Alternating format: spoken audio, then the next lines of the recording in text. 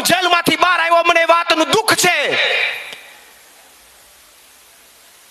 કે પરેશભાઈ ગૌસ્વામી જેવો વ્યક્તિ, નાકથી ઉપર માથા સુધી લઈને જેને એમ કહી શકાય કે તટસ્થ વ્યક્તિ, એવા વ્યક્તિ ઉપર પણ અત્યારે અમુક લોકો ખોટા આક્ષેપો લગાવી રહ્યા છે. મૂકી કે આવતીકાલે ખેડૂત નેતા પરેશ ગૌસ્વામી પણ યાત્રામાં આવી રહ્યા છે, અને એમાં મેં નીચે કોમેન્ટો વાંચી તો મને દુઃખ થયું છે.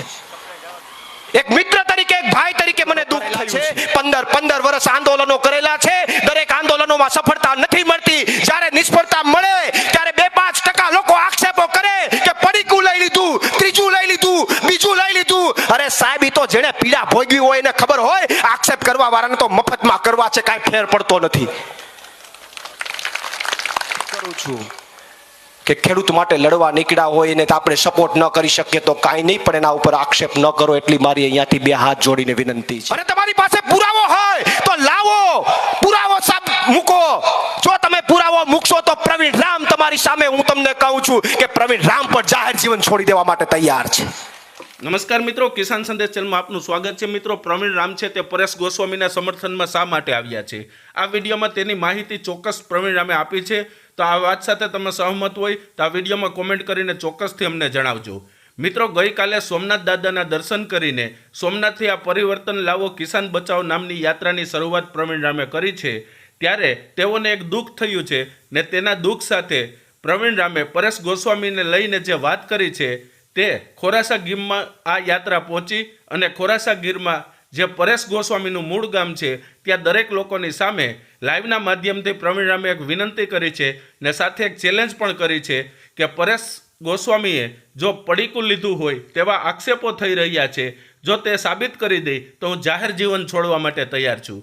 મિત્રો, પ્રવીણ રામે શું કહ્યું છે તેમની વાત સાથે તમે સહમત છો કે નહીં, આ વિડીયોના કોમેન્ટ બોક્સમાં ચોક્કસથી જણાવજો. સાંભળીએ પ્રવીણ રામે શું કહ્યું છે.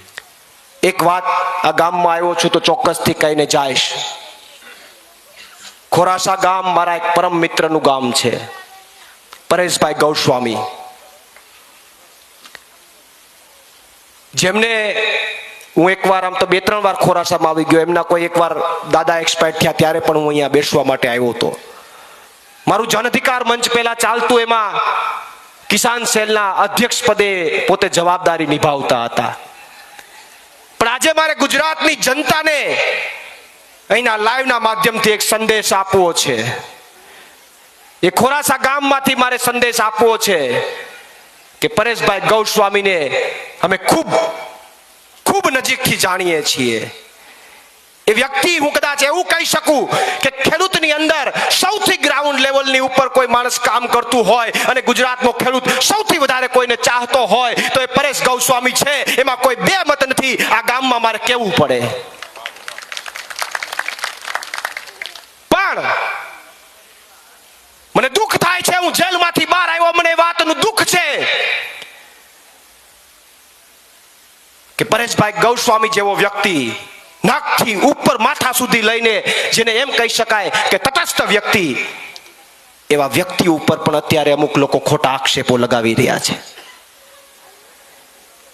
પરેશભાઈએ ગઈકાલે સામેથી મને ફોન કર્યો કે ખેડૂતોની વાત છે પ્રવીણભાઈ, મારે યાત્રામાં જોડાવું છે. મેં ફોન નતો કર્યો, મને યાદ નતું રહ્યું. એનો સામેથી ફોન આવ્યો, અને એનો ફોન આવ્યો એટલે મેં પોસ્ટ મૂકી કે આવતીકાલે ખેડૂત નેતા પરેશ ગૌસ્વામી પણ યાત્રામાં આવી રહ્યા છે, અને એમાં મેં નીચે કોમેન્ટો વાંચી તો મને દુઃખ થયું છે. એક મિત્ર તરીકે, એક ભાઈ તરીકે મને દુઃખ થયું છે. અને એમણે પોતે કોમેન્ટ વાંચી તો એને દુઃખ થયું. એને એવું કીધું કે પ્રવીણભાઈ, મારી હવે ઈચ્છા નથી આવવાની.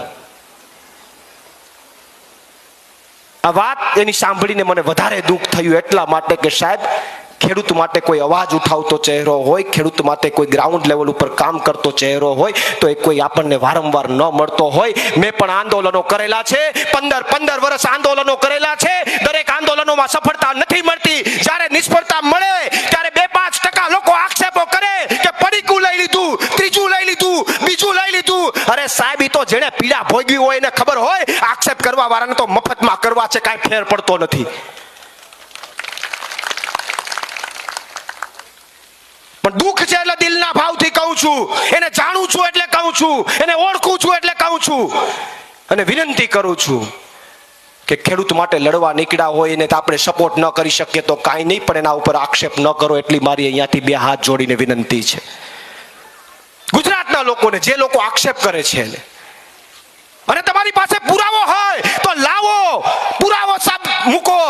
જો તમે પુરાવો મૂકશો તો પ્રવીણ રામ તમારી સામે હું તમને કહું છું કે પ્રવીણ રામ પણ જાહેર જીવન છોડી દેવા માટે તૈયાર છે. એનું ગામ છે એટલે મારે બોલવું પડે સાહેબ, મને લાગણી છે એટલે હું બોલું છું. અને એ માણસ, અમે તો હવે રાજકારણીયા થઈ ગયા. અમને તો કોક નીચે કોમેન્ટમાં કોક નેગેટિવ લખે ને તો અમને મજા જ આવે કે હાશ વગર પૈસે કોક આપણું માર્કેટિંગ તો કરે છે. અમે તો મજા જ આવે કે વગર પૈસે માર્કેટિંગ થાય છે. પણ હું આપ ગુજરાતની જનતાને, ગુજરાતના ખેડૂતોને વિનંતી કરું છું કે ખોટા આક્ષેપો કોઈ પણ વ્યક્તિ ઉપર ન કરવા જોઈએ. પરેશભાઈની કોઈ પણ વ્યક્તિ ઉપર, એને હજુ પણ ખેડૂતો માટે લડવું છે. હજુ પણ એ આમ આદમી પાર્ટીના પ્લેટફોર્મ ઉપર આવીને ખેડૂતો માટે લડવા માંગે છે. પણ ક્યાંક અમુક વસ્તુ જોઈને એનું મોરલ ડાઉન થાય છે. તો હું ગુજરાતના તમામ લોકોને, સોશિયલ મીડિયામાં તમામ લોકોને નમ્ર અપીલ કરું છું કે હા, પુરાવો હોય તો આવો ચર્ચા કરીએ આપણે. કોઈ વાંધો નથી. કોઈએ કાંઈ કર્યું હોય તો એ કદાચ મિત્ર હોય તો પણ આપણે સમર્થનમાં નથી ને નથી, પણ વગર પુરાવા એ ચર્ચા ન કરવી જોઈએ એવું મારું માનવું છે. અને હું બીજે ક્યાંય ચર્ચા આ વાતની કદાચ મારે કરવી યોગ્ય એટલા માટે નથી, મારે અહીંયા એટલા માટે કરી કે એનું પોતાનું ગામ છે ને એના ગામને તો એના ઉપર ગૌરવ હોય જ, એનાથી વિશેષ બીજી કોઈ વાત ન હોય. એટલે વિશેષ અન્ય કોઈ ચર્ચા ન કરતા ખોરાસા ગામના તમામ લોકોનો હું આભારી છું. ફરીથી આપની વચ્ચે જ્યારે જરૂર પડશે. મિત્રો, આ વિડીયો છેલ્લે સુધી જોયો, આપનો ખૂબ ખૂબ આભાર. પ્રવીણ રામની વાત સાથે તમે સહમત છો કે નહીં, અને પરેશ ગોસ્વામીને લઈને તમે શું માની રહ્યા છો, આ વિડીયોના કોમેન્ટ બોક્સમાં ચોક્કસથી અમને જણાવજો. આવા જ વિડીયો જોવા માટે, આમ આદમી પાર્ટીના નેતાઓના ભાષણ સાંભળવા માટે, વિડીયો જોવા માટે આ ચેનલને હજી સુધી જો તમે સબસ્ક્રાઇબ ના કરી હોય તો સબસ્ક્રાઇબ કરી લો, બાજુનું બેલ આઇકોન પ્રેસ કરી લો, જેથી કરીને સૌથી પહેલા વિડીયોના નોટિફિકેશન તમને મળતા રહે. આ વિડીયોમાં બસ એટલું જ. હવે મળશું કાલે એક નવા વિડીયો સાથે. હાલ અમને રજા આપશો.